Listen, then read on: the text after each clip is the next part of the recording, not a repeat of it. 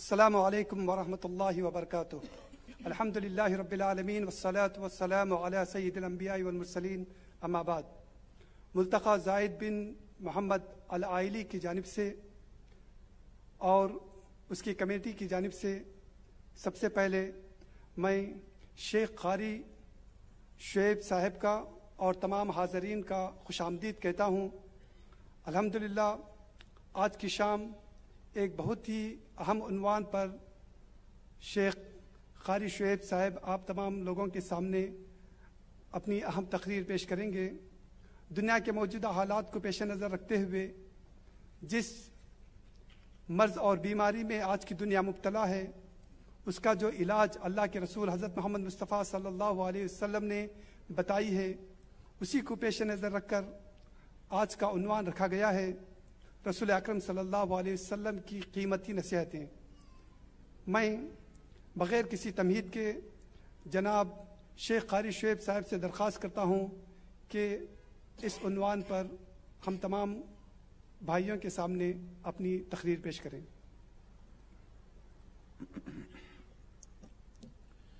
بسم اللہ الرحمن الرحیم۔ الحمد للہ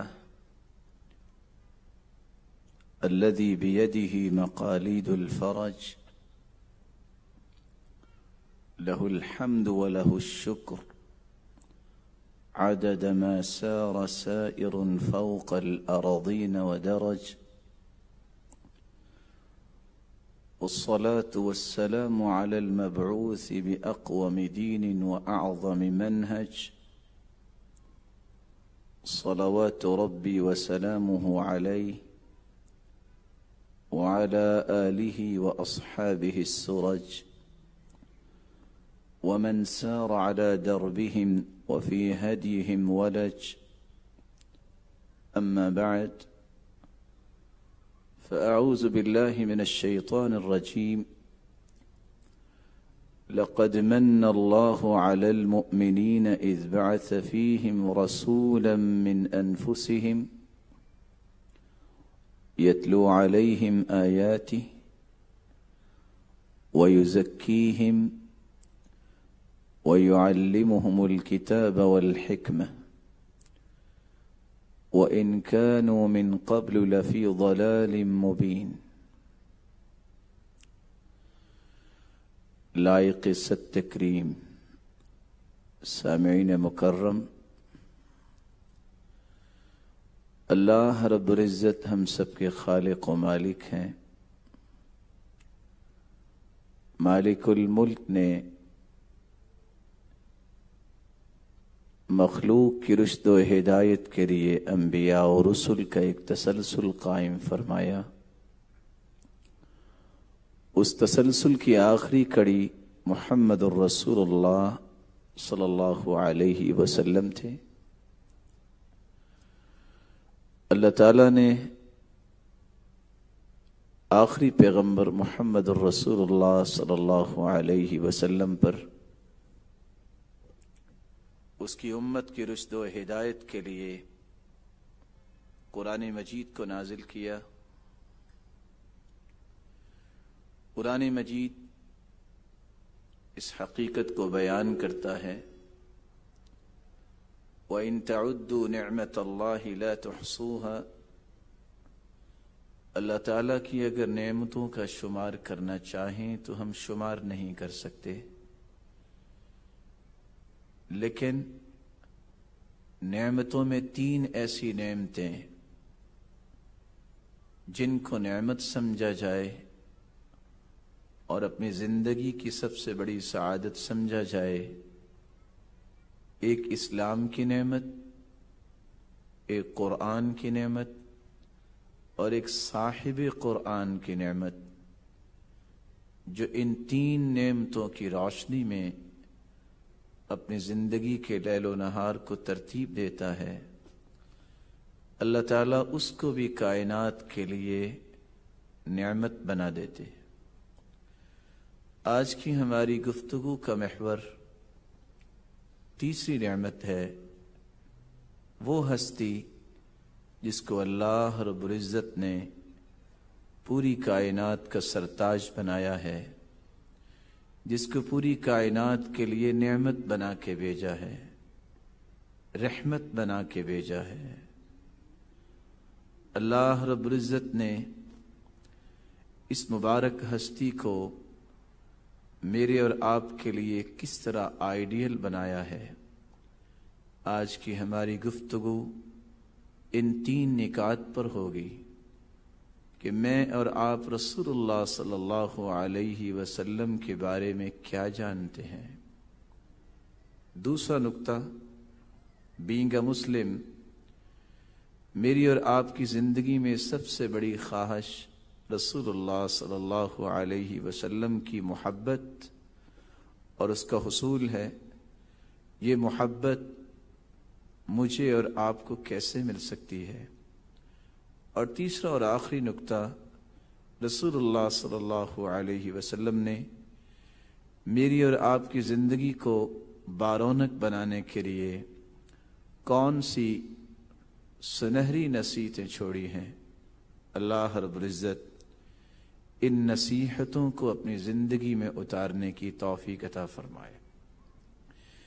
رسول اللہ صلی اللہ علیہ وسلم نے اپنی زبان اطہر سے صحابہ کرام کو یہ بیان کر دیا تھا، انا محمد بن عبد اللہ، میرے صحابہ میں محمد بن عبداللہ ہوں۔ اللہ رب العزت نے جب کائنات کو پیدا کیا، جعلنی فی خیرہم، تو کائنات میں سے سب سے بہترین مجھے بنایا۔ اللہ رب العزت نے جب کائنات کو پیدا کیا تو عبداللہ ابن مسعود رضی اللہ تعالی عنہ بیان کرتے ہیں، ان اللہ نظر فی قلوب العباد فوجد قلب محمد خیر قلوب العباد۔ اللہ تعالیٰ نے پوری کائنات کو جب پیدا کیا تو کائنات کے دلوں کو جھانکا، سب سے بہترین دل محمد رسول اللہ صلی اللہ علیہ وسلم کا پایا، فاصطفاہ لنفسہ وابتعثہ برسالتہ۔ اللہ تعالیٰ نے اس ہستی کو چن لیا اور پوری کائنات کا سرتاج بنا دیا، جو خود اپنی زبان سے فرما رہے ہیں، انا الماحی الذی یمحى بی الکفر۔ لوگوں، میری آمد کے بعد اللہ تعالیٰ نے مجھے جو وصف عطا کیا وہ الماحی کا ہے۔ کفر کس طرح دنیا پہ چھایا ہوا تھا، میری بعثت کے بعد کفر کے تمام پہلو ختم ہو گئے۔ انا دعوت ابراہیم، میں ہی ہوں جو ابراہیم علیہ الصلاۃ والسلام کی دعا تھی، اور میرے بارے میں ہی اللہ کے پیغمبر عیسیٰ علیہ الصلاۃ والسلام نے خوشخبری سنائی تھی، اور میں ہی تمہیں یہ کہتا ہوں، انا سید ولد آدم ولا فخر، مجھے کائنات کا سرتاج بنایا ہے اللہ رب العزت نے، لیکن میں فخر نہیں کرتا کیونکہ فخر میرے مالک کو پسند نہیں ہے۔ رسول اللہ صلی اللہ علیہ وسلم کو جہاں اللہ تعالیٰ نے ذات کے اعتبار سے، نام کے اعتبار سے، حسب و نسب کے اعتبار سے پوری کائنات سے اعلیٰ بنایا، آپ صلی اللہ علیہ وسلم کے متعلق صحابی یہ الفاظ بول رہے ہیں، کان احسن الناس وجہا، چشم فلک نے آج تک ایسا حسین و جمیل نہیں دیکھا، وکان احسنہم خلقا، رسول اللہ صلی اللہ علیہ وسلم جیسا اخلاق کسی کو نصیب نہیں ہوا۔ کس طرح انس رضی اللہ تعالی عنہ بیان کرتے ہیں، وَلَقَدْ خَدَمْتُ رَسُولَ اللَّهِ صَلَى اللَّهُ عَلَيْهِ وَسَلَّمَ 10 سنين فما قال لي اف قط، 10 سال میں نے رسول اللہ صلی اللہ علیہ وسلم کی خدمت کی، لیکن 10 سال کے اندر ایک مرتبہ بھی میں خدمت گزار تھا، مجھ سے کوئی نوک پلک غلط بھی ہو جاتی، لیکن آپ نے کبھی اف تک نہیں کہا. وَلَا قَالَ لِشَيْءٍ فَعَلْتُ لِمَ فَعَلْتَ هَذَا وَلَا لِشَيْءٍ لَمْ أَفْعَلْهُ هَلَّا فَعَلْتَ كَذَا. کبھی آپ صلی اللہ علیہ وسلم نے یہ نہیں فرمایا کہ آپ نے یہ کیوں کیا اور آپ نے یہ کیوں نہیں کیا. رسول اللہ صلی اللہ علیہ وسلم کے حیا کی اگر بات کی جائے تو صحابی بیان کرتے ہیں كان اشد حیاء من العذراء فی خدرها. دنیا کے اندر کسی عورت کے اندر بھی اتنی حیا نہیں ہوگی جتنی اللہ تعالیٰ نے اپنے محبوب صلی اللہ علیہ وسلم کو حیا سے نوازا تھا. اور دنیا کے اندر اگرچہ رسول اللہ صلی اللہ علیہ وسلم کو خوشبو پسند تھی، لیکن صحابی بیان کرتے ہیں کہ خوشبوؤں کی سردار کستوری اور عنبر کو کہا جاتا ہے. ما شممت عنبرا ولا مسكا قط اطيب من ريح رسول اللہ صلی اللہ علیہ وسلم. میں نے آج تک عنبر اور کستوری میں اتنی خوشبو نہیں پائی جتنی آپ صلی اللہ علیہ وسلم کے جسد خاکی سے نکلنے والے پسینے میں خوشبو تھی. رسول اللہ صلی اللہ علیہ وسلم کی ذات اقدس کو اللہ تعالیٰ نے صرف ذات کے اعتبار سے اعلیٰ نہیں بنایا، آپ کی ہر بات کو بھی پوری کائنات سے اعلیٰ بنایا. آپ کی زندگی کے ہر زاویے اور رویے کو پوری کائنات سے اعلیٰ بنایا. رسول اللہ صلی اللہ علیہ وسلم خود فرماتے ہیں انی لأعرف حجرا بمکہ یسلم علی قبل ان ابعث انی لأعرفه الآن. میں جانتا ہوں مکے کے اندر پتھر مجھے سلام کیا کرتے تھے. اور رسول اللہ صلی اللہ علیہ وسلم کے صحابی بیان کرتے ہیں کہ اللہ تعالیٰ نے جس طرح آپ صلی اللہ علیہ وسلم کو مبارک آنکھوں سے نوازا تھا، ایک ایسا معجزہ جو کسی کو نصیب نہیں ہوا. آپ کے دونوں مبارک کندھوں کے درمیان مثل زر الحجلہ انڈے کی شکل میں مہر نبوت تھی. نماز کی حالت میں آپ صلی اللہ علیہ وسلم مہر نبوت سے بھی دیکھا کرتے تھے. یہی وجہ ہے رسول اللہ صلی اللہ علیہ وسلم فرمایا کرتے تھے لَتُسَوُّنَّ صُفُوفَكُمْ أَوْ لَيُخَالِفَنَّ اللَّهُ بَيْنَ وُجُوهِكُمْ. تم صفوں کو درست کیا کرو وگرنہ تمہارے چہروں میں بھی اللہ اختلاف پیدا کر دیں گے. پاؤں کے ساتھ پاؤں ملانے کی بات اللہ کے رسول نے اس لیے ہی کی کہ میں تمہیں دیکھتا ہوں انی اراکم من وراء ظہری. میں تمہیں دیکھتا ہوں جب تمہارے پاؤں کے درمیان تم اپنے پاؤں کو بھائی کے پاؤں کے ساتھ نہیں ملاتے، تو جو فاصلہ ہوتا ہے وہاں بکری کے بچے کی طرح شیطان آ کے کھڑا ہو جاتا ہے. اس لیے نوید سنائی، خوشخبری سنائی من سد فرجہ بنى اللہ له بیتا فی الجنہ ورفع له بها درجہ. اس لیے پاؤں کے ساتھ پاؤں اس طرح ملایا جائے، محبت، الفت، مودت اور اجتماعیت کا ثبوت دیتے ہوئے اگر پاؤں کے ساتھ پاؤں یوں ملا لیا جائے کہ کوئی خلا باقی نہ بچے تو 2 انعام کا یہ انسان مستحق ٹھہرایا جاتا ہے. اللہ رب العزت اس کا جنت میں گھر بنا دیتے ہیں اور اس کے درجات کو بھی بلند فرما دیتے ہیں. رسول اللہ صلی اللہ علیہ وسلم کی ذات اقدس پہ اللہ تعالیٰ نے اتنی رحمتوں کا نزول کیا. عصر کا وقت ہے، وضو کرنے کے لیے پانی نہیں، چند قطرات پانی آپ صلی اللہ علیہ وسلم نے اپنے مبارک ہاتھوں میں لیا اور پھر اپنے چہرہ انور پہ پانی لگایا، وہی قطرات ایک پیالے میں ڈالے اور آپ صلی اللہ علیہ وسلم نے اپنا مبارک ہاتھ پیالے کے اندر رکھا۔ صحابی کہتے ہیں فَجَعَلْتُ أَنظُرُ إِلَى الْمَاءِ يَنْبُعُ مِنْ بَيْنِ أَصَابِعِهِ، میں نے دیکھا رسول اللہ صلی اللہ علیہ وسلم کی انگلیوں میں سے اللہ تعالیٰ نے پانی کے چشموں کو جاری کر دیا۔ رسول اللہ صلی اللہ علیہ وسلم انہ اعطی قوت 30، یہ وہ ذات اقدس ہے جس کو اللہ تعالیٰ نے 30 لوگوں کی طاقت سے نوازا تھا۔ اور رسول اللہ صلی اللہ علیہ وسلم خود فرماتے ہیں اعطیت فواتح الکلم وجوامعہ، مجھے اللہ تعالیٰ نے جوامع الکلم سے نوازا، فواتح الکلم سے نوازا۔ مجھے اللہ تعالیٰ نے زمین کے خزانوں کی چابیوں سے نوازا، مجھے اللہ رب العزت نے اعطیت مفاتیح الارض، زمین کی چابیوں سے نوازا۔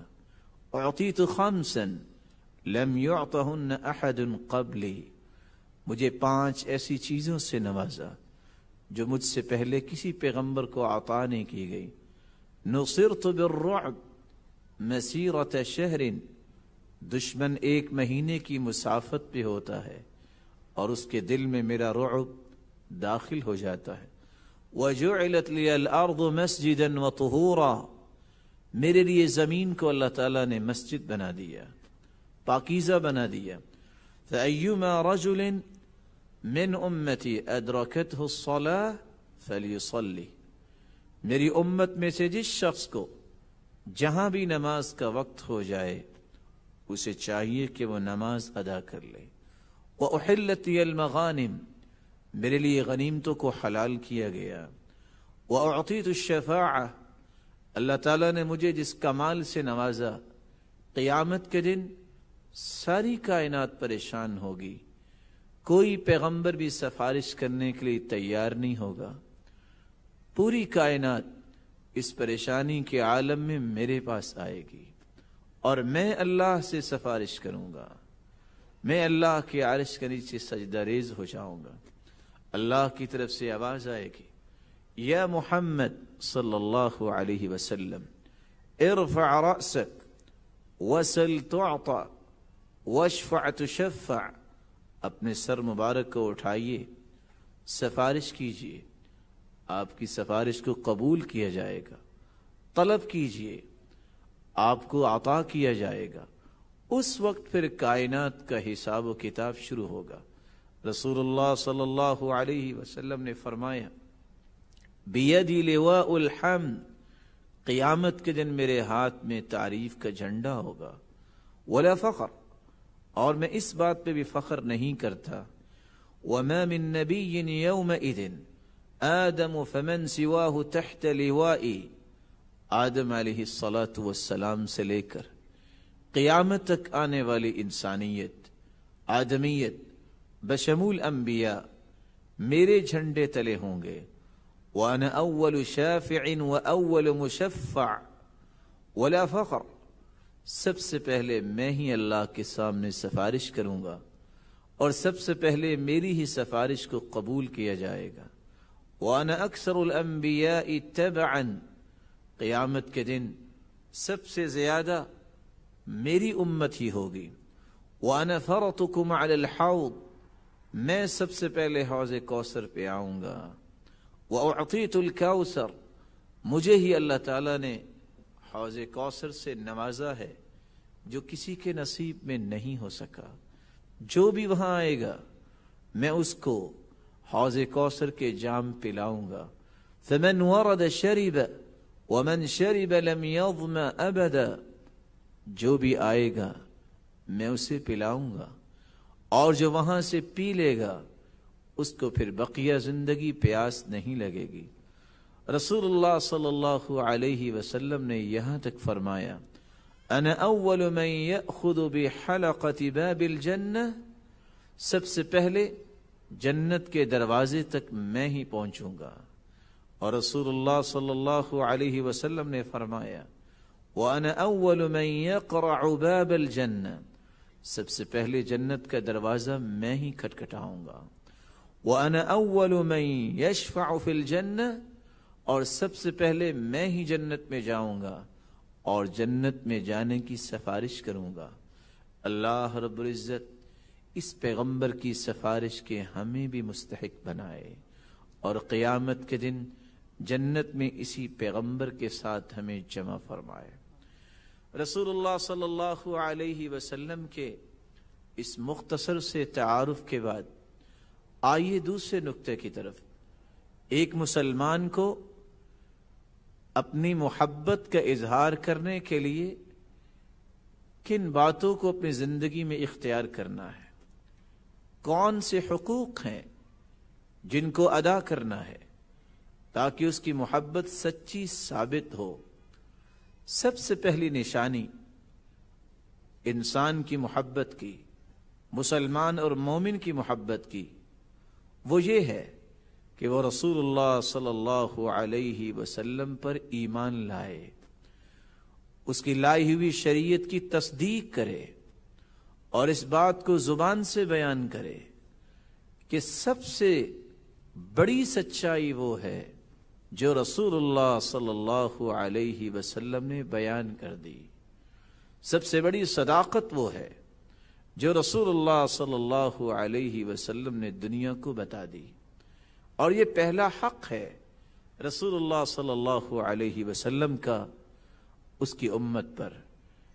ہمیں اللہ کے رسول صلی اللہ علیہ وسلم پر ایمان لانا ہے، اس کی تصدیق کرنی ہے، اس کی لائی ہوئی شریعت کو کامل شریعت سمجھنا ہے.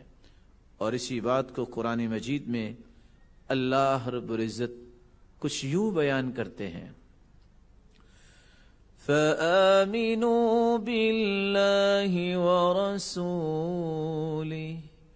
وَالنُّورِ الَّذِي أَنزَلْنَا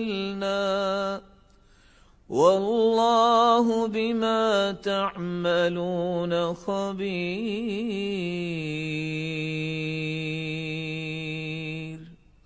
اللہ پر ایمان لاؤ اور اس کے رسول پر ایمان لاؤ اور اس روشنی پر ایمان لاؤ جو اللہ رب العزت نے نازل کیا ہے. تم ایمان لاتے ہو، تم تصدیق کرتے ہو یا نہیں کرتے، ان دونوں پہلوؤں کو تمہارا رب جانتا ہے. وہ ایک ایک عمل پر مطلع بھی ہے، ایک ایک عمل کے بارے میں خبر رکھنے والا ہے. اور اگر تم ایمان لے آؤ اور اللہ کے رسول صلی اللہ علیہ وسلم کی لائی ہوئی شریعت کی تصدیق کر دو تو اللہ تمہیں دگنی رحمت سے نواز دیں گے. اور اسی بات کو اللہ رب العزت نے کچھ یوں بیان کیا ہے یا ایھا الذین آمنوا اتقوا اللہ وآمنوا برسوله يؤتكم كفلين من رحمته ويجعل لكم نورا تمشون به ويغفر لكم والله غفور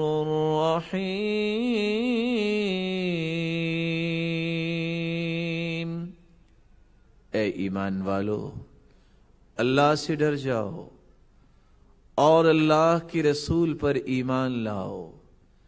ایمان لانے کی نشانی یہ ہے تمہارے اندر اللہ کا خوف آ جائے، تقوی آ جائے، خشیت الہی آ جائے.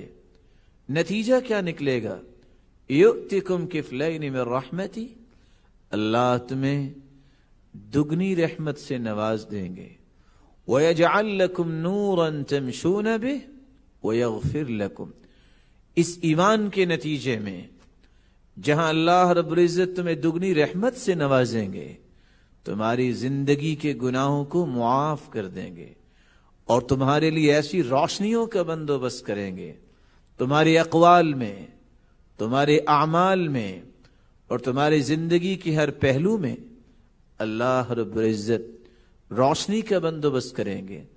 جس طرح اجالے اور روشنی میں انسان کس طرح عمدگی سے کام کرتا ہے، تمہاری زندگی کا ہر کام ہی اللہ خوبصورت بنا دیں گے۔ اور اگر تم نے ایمان اور تصدیق کے پہلو کو اختیار نہ کیا، یہ جو پہلا حق ہے اور یہ محبت کی پہلی نشانی ہے، تو پھر اس ایمان کو چھوڑنے کی وجہ سے تمہاری زندگی بھی تنگ ہوگی، تمہیں پریشانیوں کا بھی سامنا ہوگا، اور اس کا نتیجہ قیامت کو کیا نکلنے والا ہے؟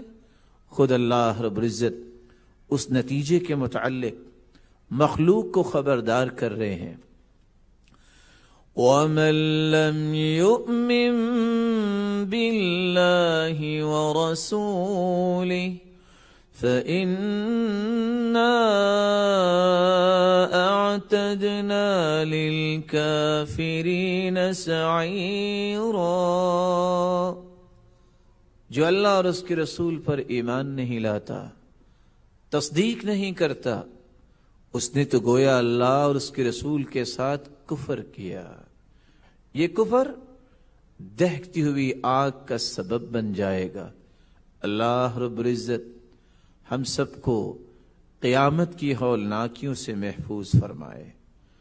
میری اور آپ کی سچی محبت کی دوسری نشانی یہ ہے، اور رسول اللہ صلی اللہ علیہ وسلم کا اس کی امت پر دوسرا حق یہ ہے، اس کی تعریف کی جائے۔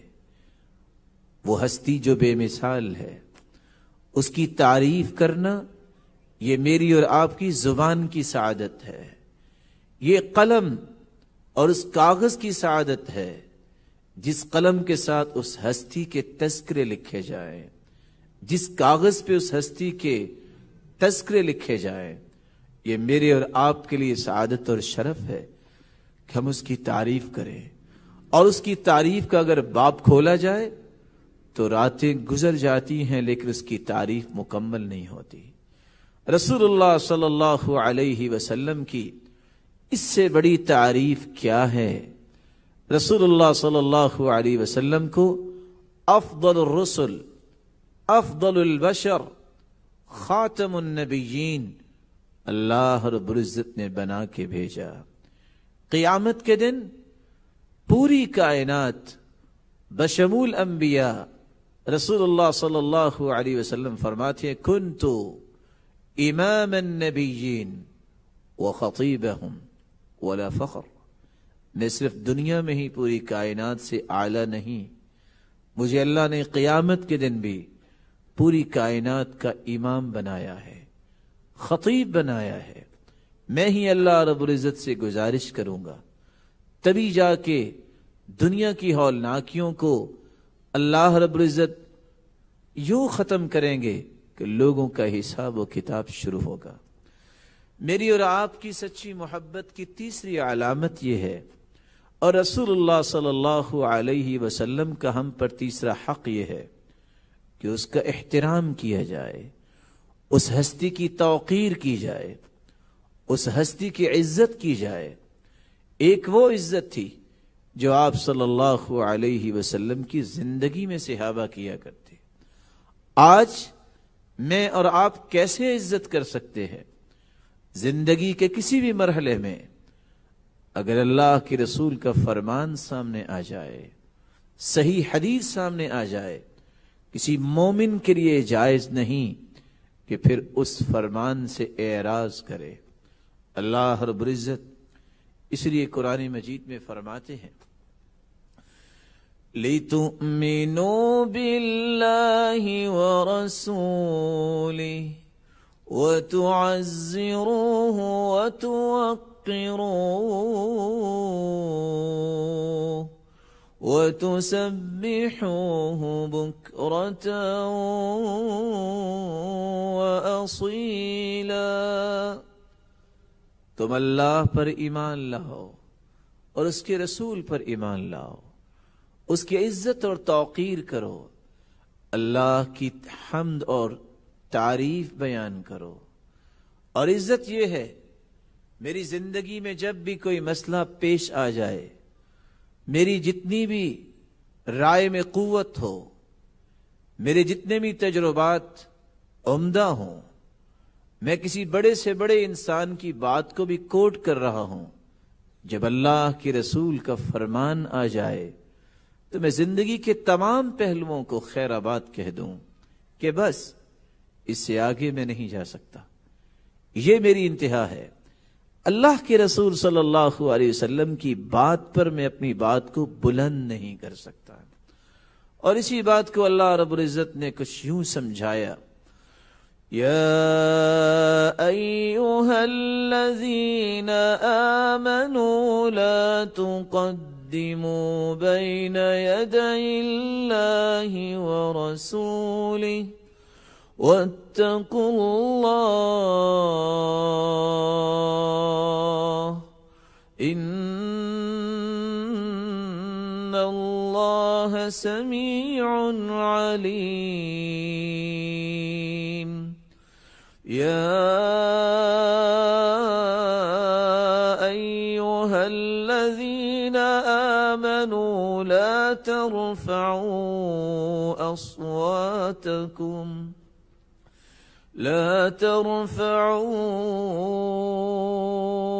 أصواتكم فوق صوت النبي ولا تجهروا له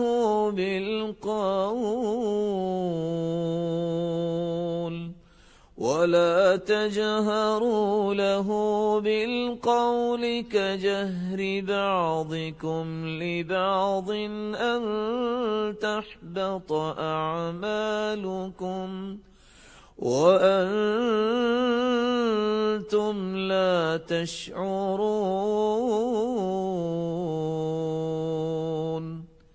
اے ایمان والو، لا تقدموا بین یدی اللہ ورسولہ، اللہ اور اس کے رسول کے فیصلوں سے آگے نہ جاؤ، اللہ سے ڈر جاؤ۔ اور تقوی کی نشانی بھی یہی ہے کہ جہاں اللہ کا حکم آ جائے، اس کے رسول کا حکم آ جائے، وہاں رک جاؤ، اسی کو ہی حرف اخیر سمجھو، وہی تمہارے لیے اٹل فیصلہ ہے۔ وہاں اپنی مرضی کرنا اور اپنی مرضی کو نافذ کرنا، اس طرح کی غلطی نہ کرنا۔ اور اللہ رب العزت نے فرمایا رسول اللہ صلی اللہ علیہ وسلم کی بات پر اپنی بات کو بلند نہ کرو۔ یہ آیت جب صحابی نے سنی، ثابت بن قیس بن شماس اپنے گھر بیٹھ کے رونے لگ گئے۔ پوچھا کہاں ہیں یہ صحابی؟ جواب ملا یہ گھر بیٹھے رو رہے ہیں۔ رونے کی کیا بات ہے؟ وہ رو اس لیے رہے تھے کہ اللہ نے ان کو آواز اونچی دی تھی، جب بھی بولتے تو وہ اونچا بولا کرتے تھے، تو ان کو یہ خطرہ لاحق ہوا کہ میری بات تو رسول اللہ صلی اللہ علیہ وسلم سے بلند ہو گئی تو قیامت کے دن تو ہوگا ہی ہوگا، ابھی قرآن اتر چکا ہوگا، میں تو منافق ہو گیا ہوں گا۔ آپ صلی اللہ علیہ وسلم نے اپنے صحابی کو بلایا اور فرمایا تمہیں یہ خوف لاحق ہو گیا کہ تم جہنم میں جاؤ گے، انک لست من اہل النار، میرے صحابی تم جہنمی نہیں، تم تو جنت میں جاؤ گے۔ اس بات سے مراد یہ ہے جب میرا فیصلہ آ جائے اس کے آگے کوئی اور بحث کرنے کی ضرورت نہیں ہے۔ اور آج میں یوتھ کو یہ پیغام بھی دینا چاہوں گا، آج کسی مسئلے میں جہاں صحیح حدیث آ جائے وہاں ڈیبیٹ کی ضرورت نہیں ہوتی۔ آج چینلز پہ بیٹھے اینکرز یہ کہتے نظر آتے ہیں، اور آپ کو اس بات کا عہد کرنا چاہیے، وہ شخص جو صحیح حدیث کو قابل ڈیبیٹ سمجھتا ہے، حدیث قابل ڈیبیٹ نہیں ہوتی، قرآن مجید قابل ڈیبیٹ نہیں ہے۔ قابل ڈیبیٹ اس شخص کا ایمان ہے جو حدیث اور قرآن کو قابل ڈیبیٹ سمجھتا ہے۔ یہ تو سچی باتیں ہیں۔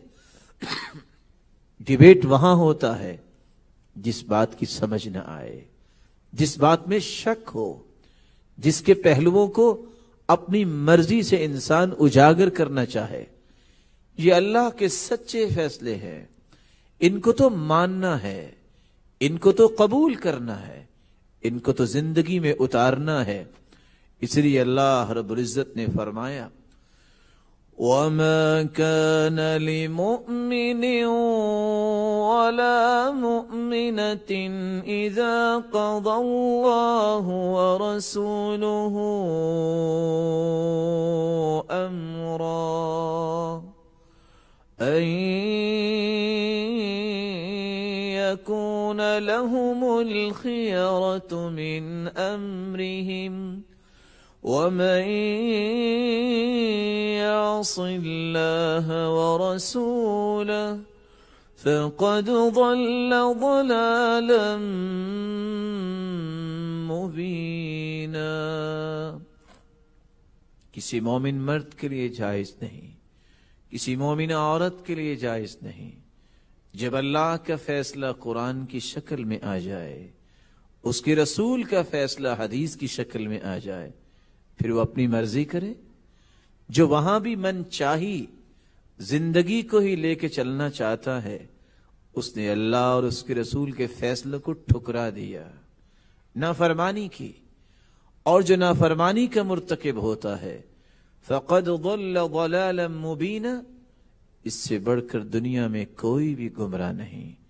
رسول اللہ صلی اللہ علیہ وسلم کے ساتھ سچی محبت کی چوتھی نشانی یہ ہے، اور آپ کا چوتھا حق آپ صلی اللہ علیہ وسلم کی امت پر یہ ہے کہ اس ہستی کو والدین سے بھی بڑھ کر، اولاد سے بڑھ کر، پوری کائنات سے بڑھ کے محبوب سمجھا جائے۔ سب سے زیادہ محبت رسول اللہ صلی اللہ علیہ وسلم سے کی جائے۔ خود رسول اللہ صلی اللہ علیہ وسلم کا فرمان معظم ہے والذی نفسی بیدی لا یؤمن احدکم حتی اکون احب الیہ من والدہ وولدہ والناس اجمعین۔ اس ذات کی قسم جس کے ہاتھ میں محمد کی جان ہے صلی اللہ علیہ وسلم، اس وقت تک کوئی مومن نہیں ہو سکتا جب تک والدین سے زیادہ، اولاد سے زیادہ، بلکہ پوری کائنات سے زیادہ کوئی شخص میرے ساتھ محبت نہیں رکھتا۔ اور یہ اس وقت انسان کو سمجھ آتی ہے جب والدین کچھ کہہ رہے ہوں اور حدیث کچھ کہہ رہی ہو۔ وہاں ترجیح کس کو دیتا ہے؟ والدین کی رائے کو؟ کہیں اولاد کے مطالبے اور ایک طرف حدیث کا مطالبہ۔ اگر اولاد کے مطالبے کو حدیث پر مقدم کرتا ہے تو وہاں پتہ چلتا ہے کہ وہ کس سے محبت کرتا ہے۔ دنیا کے رسم و رواج، خاندانی رکھ رکھاؤ کے بناوٹی اصول جب حدیث سے ٹکرا رہے ہوں، وہاں دیکھنا پڑتا ہے میں کس کو مقدم کروں۔ ایک منہجی مسلمان، ایک سچا محب وہ ہوتا ہے جہاں اللہ کے رسول صلی اللہ علیہ وسلم کی بات آ جائے، وہاں نہ والدین کی بات کی پرواہ کرتا ہے، نہ اولاد کی باتوں کی پرواہ کرتا ہے، نہ دنیا کی باتوں کی پرواہ کرتا ہے۔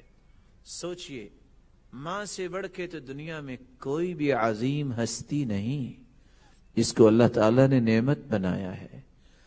جب سعد رضی اللہ تعالی عنہ کی ماں نے ہی کہا تھا، بیٹا محمد کا لایا ہوا دین چھوڑ دو، وگرنہ میں کھانا چھوڑ دوں گی اور اسی حالت میں مر جاؤں گی، تم گزرو گے لوگوں کے سامنے سے، فَيُعَيِّرُونَكَ، تجھے عار دلائیں گے اور کہیں گے یا قاتل اُمِّ، اے اپنی ماں کی قاتل کہاں جا رہے ہو؟ کہا میری ماں تجھ سے بڑھ کے تو میں کسی کا احترام کیسے کر سکتا ہوں، لیکن میں دین نہیں چھوڑ سکتا۔ ایسا ہی ہوا، ماں نے کھانا چھوڑ دیا۔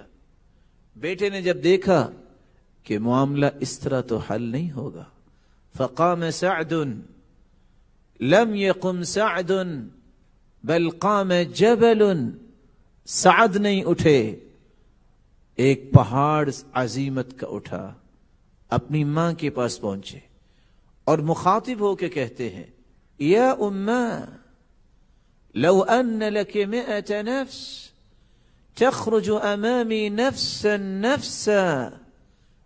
ओ मेरी मां, एक जान अल्लाह ने तुझे अता की है, अगर 100 जाने भी अल्लाह अता कर दे और मेरी आंखों के सामने 100 की 100 जाने एक एक करके निकल जाएं, मैं फिर भी मोहम्मद का लाया हुआ दीन नहीं छोड़ सकता।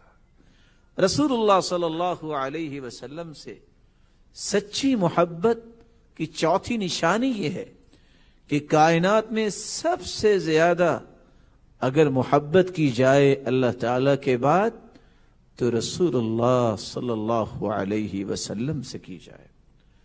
पांचवी निशानी और पांचवा हक रसूलुल्लाह सल्लल्लाहु अलैहि वसल्लम का यह है कि उसकी इताअत की जाए, उसकी नाफरमानी से अपने आप को बचाया जाए।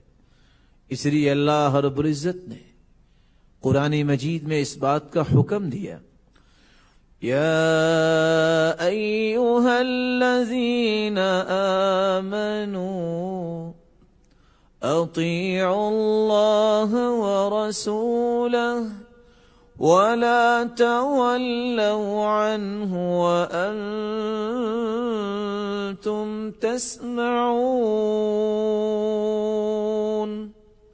वला तकूनू कल्लज़ीना क़ालू समिअना वहुम ला यस्मऊन। ईमान वालो, अल्लाह और उसके रसूल की इताअत करो और रसूलुल्लाह सल्लल्लाहु अलैहि वसल्लम की बात से एराज न करो। सुनने के बाद, समझने के बाद, पता चल जाने के बाद अगर तुम उसकी इताअत नहीं करोगे तो कुरान मजीद ने वाज़ेह अल्फाज में कह दिया, वला तुबतिलू अअमालकुम, तुम अमाल भी बजा लाओ, अगर रसूलुल्लाह सल्लल्लाहु अलैहि वसल्लम की इताअत नहीं है, उसके तरीके के मुताबिक नहीं है, तो वो अमल बातिल है, वो अल्लाह के यहाँ काबिल कबूल नहीं। उसकी नाफरमानी से बचो। किस तरह उसकी नाफरमानी से बचा जाए, किस तरह उसकी इताअत की जाए, अल्लाह रब्बुल इज्जत ने एक उसूल दे दिया, वमा आताकुमुर रसूलु फखुज़ूहु वमा नहाकुम अन्हु फंतहू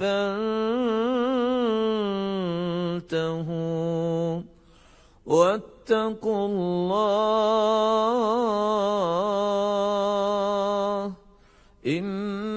इन्नल्लाह शदीदुल इक़ाब। जिस बात का हुक्म दे दे रसूलुल्लाह सल्लल्लाहु अलैहि वसल्लम, उस बात को मान लो, उस हुक्म को बजा लाओ। जिस बात से रोक दें उससे रुक जाओ। अल्लाह से भी डर जाओ और तुम्हारे तक़वे की अलामत यह होगी कि तुम अल्लाह के रसूल की नाफरमानी नहीं करोगे, तुम उसकी इताअत पे अपने आप को लगाओगे। और याद रखना, अगर तुमने उसकी नाफरमानी की और अगर तुमने उसकी इताअत ना की, वल्लाहु शदीदुल इक़ाब, अल्लाह के यहाँ बड़े सख्त अज़ाब हैं। अल्लाह रब्बुल इज़्ज़त हमें महफूज फरमाए।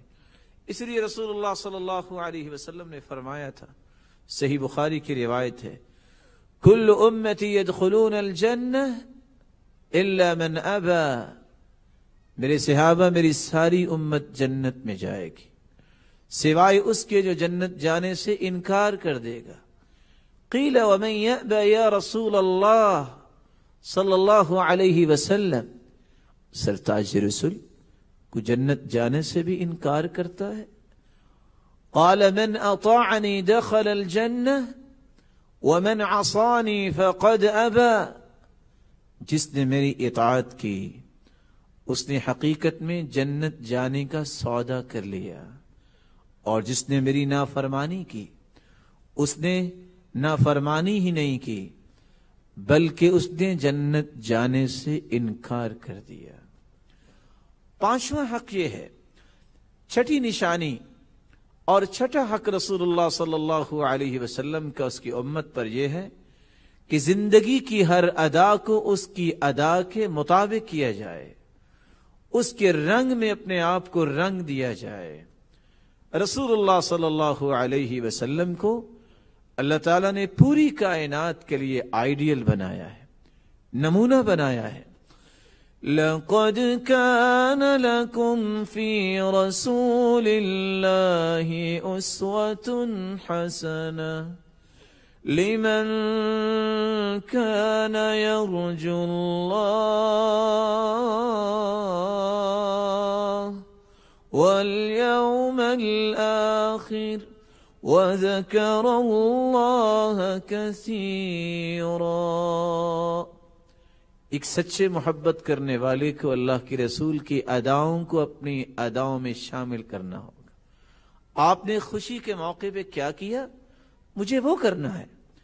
كَانَ إِذَا أَتَاهُ أَمْرٌ يَسُرُّ بِهِ خَرَّ سَاجِدًا لِلَّهِ، اللہ کے رسول کو خوشی ملتی آپ فوراً اللہ کے سامنے سجدہ ریز ہو جاتے۔ آپ کو خوشی میسر آتی اپنی زبان سے یہ کلمات ادا کرتے، الحمدللہ الذی بنعمتی تتم الصالحات، اللہ تیری توفیق سے ہی میں نیکی کر سکا۔ آپ کو جب غم آتا تو وہ طریقہ اختیار کیجئے، جب کوئی فکر لاحق ہو، جب کوئی غم آئے، كان اذا حزبه امر صلى، رسول اللہ صلی اللہ علیہ وسلم کو جب کوئی غم آتا تو اس غم کو کس طرح دور کرتے،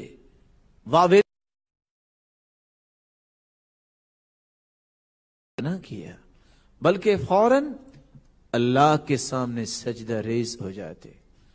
آپ صلی اللہ علیہ وسلم کس طرح اپنے دن کو گزارتے، کس طرح رات کی گھڑیوں میں اللہ کے سامنے جھکتے، حتی تورمت قدماہ، حتیٰ کہ اللہ کے رسول صلی اللہ علیہ وسلم کے پاؤں میں ورم آ جاتا، آپ کے پاؤں پھٹ جاتے۔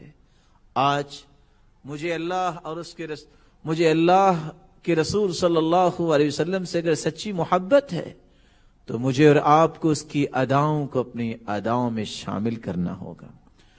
ساتویں نشانی اور ساتواں حق جو رسول اللہ صلی اللہ علیہ وسلم کا ہر امتی پر ہے کہ جب اس کا نام نامی اس میں گرامی آ جائے، اس پر درود پڑھا جائے، اللہم صلی علی محمد وعلی آل محمد كما صلیت علی ابراہیم وعلی آل ابراہیم انک حمید مجید، اللہم بارک علی محمد وعلی آل محمد كما باركت على ابراہیم وعلى آل ابراہیم انک حمید مجید۔ جبریل امین تشریف لاتے ہیں اور آ کر خبر دیتے ہیں، یا محمد صلی اللہ علیہ وسلم من صلى من امتك صلاة واحدة، آپ کے امتیوں میں سے کوئی شخص اگر ایک مرتبہ درود پڑھتا ہے، اللہ رب العزت اسے 3 انعامات سے نوازتے ہیں۔ كتب اللہ له 10 حسنات ومحى عنه 10 سیئات ورفع له 10 درجات، اللہ 10 نیکیاں لکھ دیتے ہیں، 10 گناہوں کو معاف فرما دیتے ہیں، 10 درجات کو بلند کر دیتے ہیں۔ وصلى الله عليه وملائكته 70 صلاة فليقل عبد من ذلك أو ليكثر، اور چوتھا انعام یہ ہے اللہ رب العزت 70 رحمتیں اس پر نازل کر دیتے ہیں، اور اللہ رب العزت کے نورانی فرشتے کھربوں کی تعداد میں 70 مرتبہ اس کی بخشش کی دعائیں کرتے ہیں۔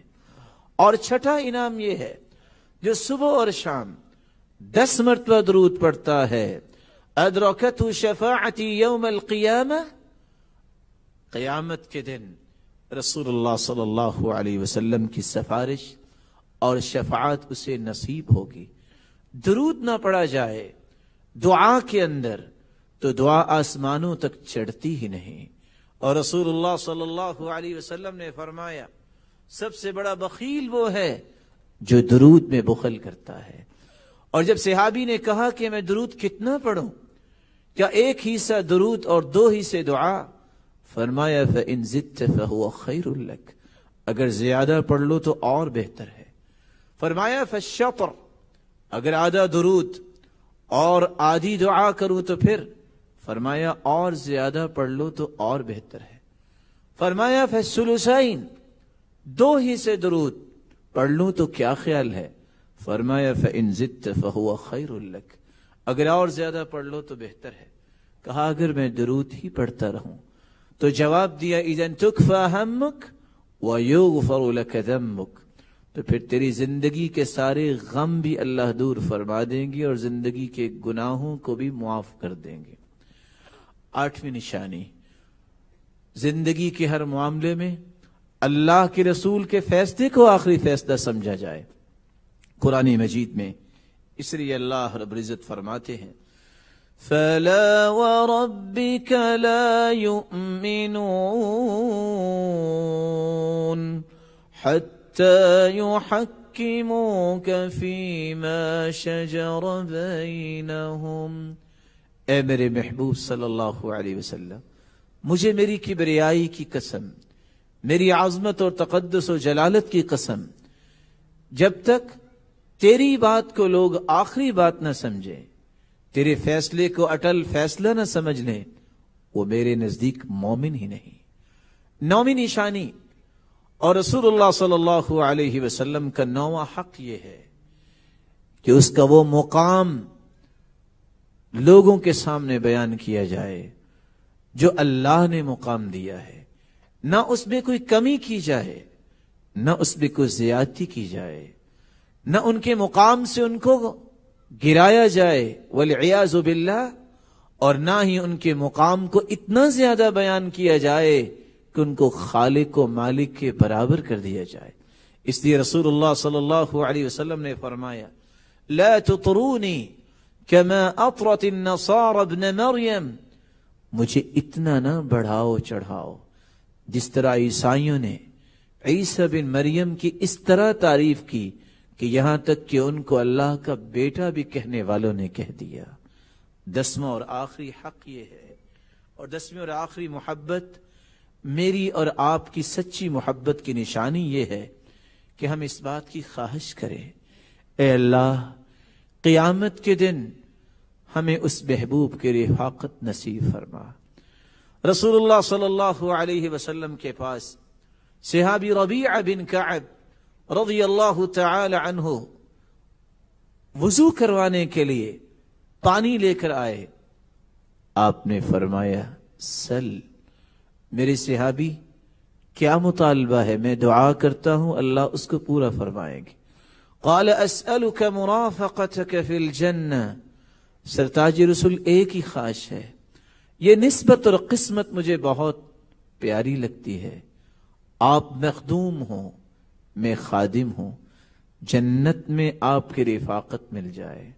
قال او غیر ذلك، میرے صحابی کچھ اور؟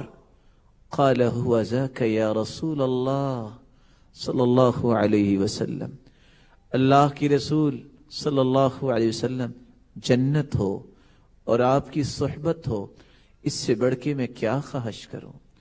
یہی وجہ ہے رسول اللہ صلی اللہ علیہ وسلم کے صحابی ابوبکر صدیق رضی اللہ تعالی عنہ آپ صلی اللہ علیہ وسلم کی وفات کے بعد یہ کہا کرتے تھے وَشَوْقِي إِلَىٰ رَسُولِ اللَّهِ صلی اللہ علیہ وسلم، آج میں کیا کروں، وہ اللہ کے رسول تو اللہ کے پاس چلے گئے، لیکن میں اللہ سے دعا ہی کرتا ہوں اللہ مجھے اپنے محبوب کے ساتھ جنت میں جمع فرما دے۔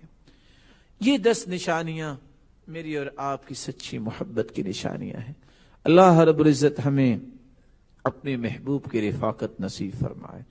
آپ کی سب سے بڑی نصیحت، سب سے بڑی وصیت اور سب سے پہلا پیغام جو امت کو اللہ کے رسول صلی اللہ علیہ وسلم نے دیا وہ توحید کا پیغام دیا. لوگوں، توحید پہ آنچ نہ آنے دینا اور اس توحید کو خالص کرنا، اللہ کی عبودیت میں اپنے آپ کو لگانا. اور قرآن مجید نے اس کا ایک بہت بڑا انعام بھی ذکر کیا ہے. الذین آمنوا ولم يلبسوا ایمانهم بظلم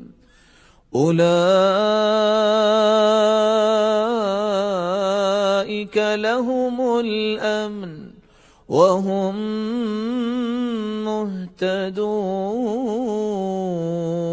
مہتدون. وہ لوگ جو ایمان لائے اور انہوں نے اپنے ایمان میں کسی چیز کی آمیزش نہیں کی، شرک نہیں کیا، دنیا میں بھی امن ان کو ملے گا اور قیامت کو بھی امن ملے گا. فکری امن، ان کے اقوال میں امن، ان کے افعال میں امن، ان کے تعامل میں امن. اور قیامت کے دن یہی لوگ صراط مستقیم پہ چلنے والے سمجھے جائیں گے اور ان کو جنت بطور انعام دی جائے گی. آپ کی توحید کے بعد وصیت یہ تھی. ابو ذر رضی اللہ تعالیٰ عنہ فرماتے ہیں اوصانی الا اخاف فی اللہ لومۃ لائم. مجھے رسول اللہ صلی اللہ علیہ وسلم نے وصیت فرمائی مجھے اللہ کے سوا کسی کا خوف نہیں ہونا چاہیے. کوئی ملامت کرتا ہے تو ملامت کرتا رہے، مجھے حق بات احترام اور اخلاق کے ساتھ اور نرمی کے ساتھ پہنچانی ہی پہنچانی ہے. اور اللہ کے رسول صلی اللہ علیہ وسلم کی وصیت تھی احب الاعمال الى اللہ الحب فی اللہ والبغض فی اللہ. میں اپنی محبتوں کا معیار بناؤں تو اللہ کی رضا کو بناؤں. میں کسی سے محبت کروں، میرا معیار، میرا مقیاس، میرا میزان یہ ہو میں نے اپنے رب کو راضی کرنا ہے، کوئی غرض نہیں، کوئی اور ہدف نہ ہو. یہی وجہ ہے رسول اللہ صلی اللہ علیہ وسلم نے فرمایا جب ایک شخص اپنے مسلمان بھائی کو ملنے جا رہا تھا، اللہ رب العزت نے فرشتے کو بھیجا. الی این ترید، کہاں جا رہے ہو؟ کہتا ہے ارید اخلی فی هذه القرية، میں اس بستی میں اپنے بھائی کو ملنے جا رہا ہوں. قال وهل لك من نعمة تربها علی، کچھ لینا دینا ہے؟ قال لا غیر انی احببته فی اللہ، میں تو صرف اللہ کے لیے محبت کرتا ہوں اور اس لیے ملنے چاہتا ہوں. فرمایا میں اللہ کی طرف سے بھیجا ہوا فرشتہ ہوں اور یہ خوشخبری سنانے آیا ہوں بِأَنَّ اللَّهَ قَدْ أَحَبَّكَ فِي مَا أَحْبَبْتَهُ فِي، جس طرح تم اللہ کے لیے اس اپنے بھائی سے محبت کرتے ہو اللہ تم سے محبت کرتے ہیں.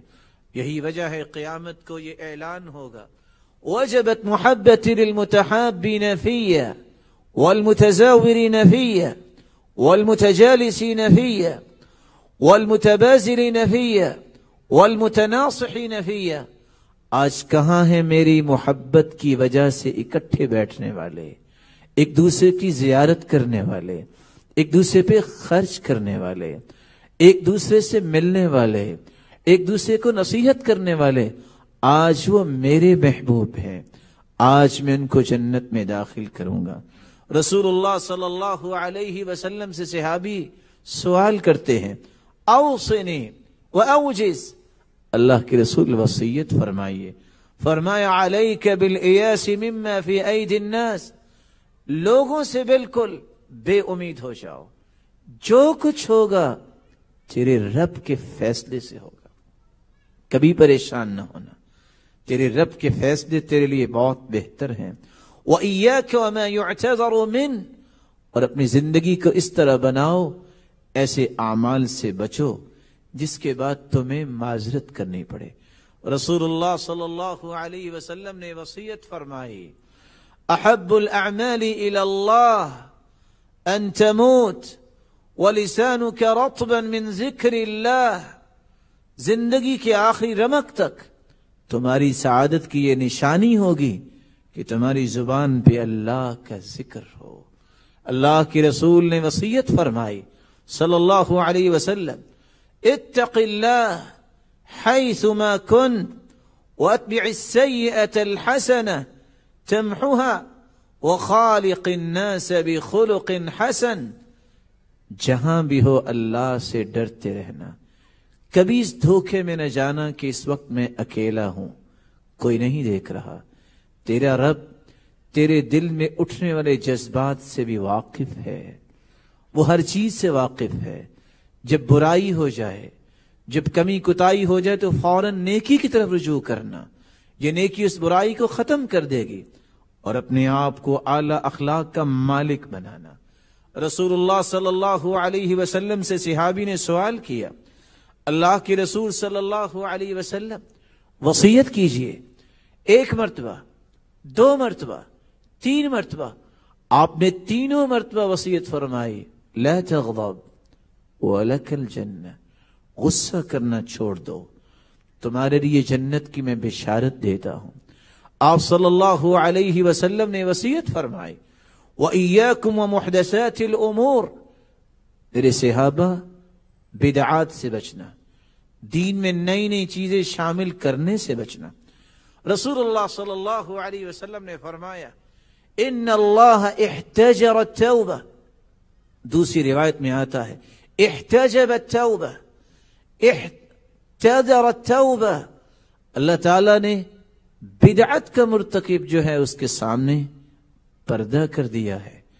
اس کو اللہ دیکھنا بھی پسند نہیں کرتے, اس کی توبہ ہی قبول نہیں. حتی یدعها, جب تک وہ بدعت کو چھوڑ نہیں دیتا. یہی وجہ ہے عبداللہ ابن عباس اور عبداللہ ابن عمر رضی اللہ تعالی عنہ کہا کرتے تھے, کل بدعت ضلالہ وان رآها حسنہ وان رآها الناس حسنہ. ہر بدعت گمراہی ہے, خواہ لوگ اس کو کتنا بھی اچھا سمجھیں. اور اس لیے ابن سیرین اور حسان ابن عطیہ کہا کرتے تھے, جو بدعت میں پڑ جاتا ہے اس کا سنت پہ پھر دل نہیں لگتا. رسول اللہ صلی اللہ علیہ وسلم کے دین کی حفاظت کرنے والوں میں سے سفیان ثوری کہا کرتے تھے, البدع احب الى ابلیس من المعصیہ. بدعت ابلیس کو زیادہ پسند ہے گناہ سے. گناہ سے انسان توبہ کرتا ہے لیکن بدعت کو نیکی سمجھ کے کرتا ہے. اس لیے فضائل ابن عیاض رحمت اللہ علیہ فرمایا کرتے تھے, من جلس الى صاحب بدعہ فاحذروه, جو کسی بدعتی کے پاس بیٹھے تم اس سے بچ کے رہنا. ومن احب صاحب بدعہ احبط اللہ عملہ, جو کسی بدعتی کو پسند کرتا ہے اللہ اس کے عمل کو ضائع کر دیتا ہے. وَأَخْرَجَ نُورَ الْإِسْلَامِ مِنْ قَلْبِ, اللہ اسلام کی روشنی اس کے دل سے کھینچ لیتے ہیں. اور وہ کہا کرتے تھے, مَنْ جَلَسَ مَعَ صَاحِبِ بِدْعَةٍ لَمْ يُعْطَ الْحِكْمَةِ, حکمت و دانائی سے وہ شخص محروم ہو جاتا ہے جو کسی بدعتی کے ساتھ بیٹھتا ہے. اور اسی لیے علماء کہا کرتے تھے, حسن بصری رحمت اللہ علیہ, لا تجالس صاحب بدعہ فإنه يمرض قلبك, کسی بدعتی کے ساتھ ہم نوالا ہم پیالہ نہ بننا, وہ تمہارے دل کو بیمار کر دے گا. رسول اللہ صلی اللہ علیہ وسلم نے صحابہ کرام کو نصیحت کی, اپنے اخلاق کو بلند کرو.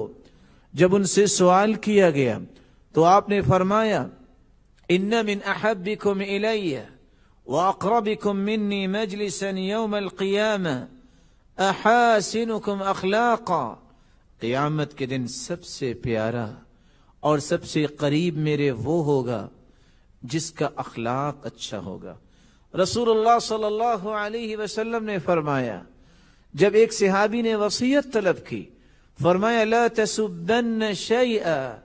صحابی کہتے ہیں اس دن کے بعد جب مجھے آپ نے یہ وصیت کی کہ کسی کو گالی نہ دینا, میں نے زندگی کے آخری سانسوں تک پہنچ گیا ہوں, آج تک کسی کو گالی نہیں دی. لا تسبوا الشیطان, تم شیطان کو بھی گالی نہ دو. شیطان سے برا کون ہو سکتا ہے؟ اگر شیطان کو گالی دینا جائز نہیں تو کسی مسلمان کو گالی دینا بھی جائز نہیں. اس لیے رسول اللہ صلی اللہ علیہ وسلم نے وصیت کی، اوصیک الا تکون لعانا، کسی پر لعنت بھی نہ بھیجنا۔ اگر تم کسی پر لعنت بھیجو گے اور لعنت کا مستحق نہ ہوا تو وہ لعنت پلٹ کے آپ پر ہی آ جائے گی۔ رسول اللہ صلی اللہ علیہ وسلم نے فرمایا بادروا بالاعمال، میرے صحابہ نیکیاں کر لو، فتن کقطع اللیل المظلم، فتنوں کے آنے سے پہلے نیکیاں کر لو۔ ایسا فتنہ اور ایسے فتنے آئیں گے جس طرح رات کی تاریکی بڑھتی اور بڑھتی چلی جاتی ہے۔ ینسی تالیہا ماضیہا، ایک فتنہ آئے گا، انسان کہے گا ہذہ مہلکتی، میں اب مارا گیا، لیکن جب نیا فتنہ آئے گا پہلے کو بھول جائے گا۔ یصبح مؤمنا ویمسی کافرا، صبح کو انسان مومن ہوگا اور فتنوں کی وجہ سے شام تک وہ کافر ہو جائے گا۔ یبیع دینہ بعرض من الدنیا، دنیا کے مال و دولت کی وجہ سے دین اور ایمان کو بیچ دے گا۔ رسول اللہ صلی اللہ علیہ وسلم نے فرمایا بادروا بالاعمال ستہ، مسلمانوں 6 چیزوں سے پہلے نیک اعمال کر لو۔ امارت السفہاء، ایسا وقت آئے گا لوگ بے وقوفوں کو اپنا ذمہ دار بنائیں گے۔ وکثرت الشرط، لوگ ظلم کرنے کے لیے اس پہلو کو اختیار کریں گے کہ کس طرح ہمارے ہاتھ میں کنٹرول آتا ہے۔ وبیع الحکم، فیصلے عدل و انصاف پر نہیں ہوں گے، فیصلے اس وقت بکنے لگ جائیں گے۔ واستخفافا بالدم، کسی خون کی قیمت نہیں رہے گی۔ وقطیعۃ الرحم، رشتہ داریوں کو توڑا جائے گا۔ ونشوا يتخذون القرآن مزامیر يقدمون احدهم ليغنيهم وان كان اقلهم فقها، لوگوں کے اندر قرآن کی محبت نہیں ہوگی بلکہ وہ تلذذ لینے کے لیے بسا اوقات ایسے لوگوں کو مقدم کریں گے جن کو بسا اوقات دین کی سمجھ نہیں ہوگی۔ رسول اللہ صلی اللہ علیہ وسلم کی آخری وصیت میں پیش کر کے بات کو ختم کرتا ہوں۔ آپ نے فرمایا احب الناس الی اللہ انفعهم للناس، اللہ کے ہاں سب سے پیارے لوگ وہ ہیں جو لوگوں کو نفع دینے والے ہیں۔ وَأَحَبُّ الْأَعْمَالِ إِلَى اللَّهِ سُرُورٌ تُدْخِلُهُ فِي قَلْبِ مُسْلِمٍ، اور سب سے محبوب عمل یہ ہے تم مسلمان کے دل میں خوشی پیدا کر دو۔ کتنا ہی آسان طریقہ، کسی مسلمان سے ملو، خندہ پیشانی سے ملو، مسکرا کر ملو، اور اگر مصافحہ کر لو، ما من مسلمین یلتقیان فیتصافحان الا غفر لهما قبل ان يتفرقا، مسلمان جب مصافحہ کرتے ہیں دونوں کے ہاتھ جدا بعد میں ہوتے ہیں، دونوں کے گناہوں کو اللہ پہلے معاف کر چکے ہوتے ہیں۔ سرور تدخله في قلب مسلم او تکشف عنه کربہ، کسی کی تکلیف کو دور کر دینا اللہ کے ہاں بہت ہی محبوب عمل ہے۔ او تقضی عنہ دینا، کسی کا قرض اتار دینا اللہ کا محبوب بننے کے مترادف ہے۔ او تطرد عنہ جوعا، کسی کو اللہ کی رضا کے لیے کھانا کھلا دینا، انسان اس سے بھی اللہ کا محبوب بن جاتا ہے۔ وَلَأَنْ أَمْشِي مَعَ أَخِي وَأَقْضِيَ لَهُ حَاجَتَهُ أَحَبُّ إِلَيَّ مِنْ أَنْ أَعْتَكِفَ شَهْرًا فِي هَذَا الْمَسْجِدِ، مسلمانوں کسی مسلمان کے ساتھ اس کی جائز ضرورتوں کو پورا کرنے کے لیے اس کے ساتھ جانا مجھے اتنا پسند ہے۔ رسول اللہ صلی اللہ علیہ وسلم فرما رہے ہیں کہ میں 1 مہینہ مسجد نبوی میں اعتکاف بیٹھوں، جتنا اجر و ثواب 1 مہینہ اعتکاف کا ملے گا اس سے زیادہ میں اس عمل کو سمجھتا ہوں کہ کسی مسلمان کی خیر خواہی اور ہمدردی کے لیے میں اس کے ساتھ جاؤں۔ اللہ رب العزت کے پیارے پیغمبر نے آخری سانسوں میں یہ کہا تھا الصلاۃ وما ملکت ایمانکم، میرے صحابہ نماز کا خیال کرنا، نماز کا خیال کرنا، اور اپنی ماتحتی میں کام کرنے والے خادموں کا خیال کرنا. آپ اپنے چہرہ انور پہ کپڑا ڈالے ہوئے ہیں اور آپ کہتے ہیں لعن اللہ الیہود والنصارى اتخذوا قبور انبیائهم مساجد. لعنت ہے اللہ تعالیٰ کی یہودی اور عیسائیوں پہ، انہوں نے پیغمبروں کی قبروں کو مسجدوں میں تبدیل کر دیا. یحذر ما صنعوا. سیدہ عائشہ رضی اللہ تعالی عنہ فرماتی ہیں وہ اس بات سے اپنی امت کو ڈرا رہے تھے کہیں میرے ساتھ میرے اس دنیا سے جانے کے بعد میری امت نہ کرنے لگ جائے. میری اللہ سے دعا ہے اللہ رب العزت ہمیں اپنے محبوب کی سچی محبت نصیب فرمائے.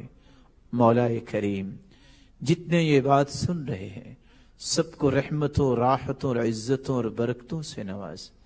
الہ العالمین جو روحانی یا جسمانی یا نفسیاتی بیمار ہیں ان کی بیماریوں کو شفاؤں میں بدل دے. اے اللہ جتنے بیٹھے ہیں الہ العالمین ان کی ہر تکلیف کو خوشی میں تبدیل فرما دے، ہر تنگی کو آسانی میں تبدیل فرما دے. جو صاحب اولاد ہیں ان کی اولادوں کو نیک بنا، دست و بازو بنا، آنکھوں کی ٹھنڈک بنا اور صدقہ جاریہ بنا. مولا کریم جو اولاد کی نعمت سے محروم ہیں ان کی جھولیوں کو بھی بارونق بنا دے. الہ العالمین جو مال والے ہیں ان کے مال میں برکت فرما، فتنوں اور آزمائشوں سے بچا، دین کے پابند بنا. الہ العالمین بے روزگار کو بھی تو تونگر بنا، مقروض کے غیبی خزانوں سے مدد فرما. الہ العالمین جس طرح آج تیرے محبوب کے تذکرے سننے کے لیے جمع ہیں ہمیں اپنے محبوب کے ساتھ جنت الفردوس میں جمع فرما. الہ العالمین ہمیں اپنا دیدار کا مستحق بنا. الہ العالمین اس خوبصورت مجلس کو قائم کرنے والوں کی اس کاوش کو ان کے میزان حسنات میں شامل فرما، توشہ آخرت بنا اور اس کو شرف قبولیت سے نواز. وآخر دعوانا ان الحمد للہ رب العالمین.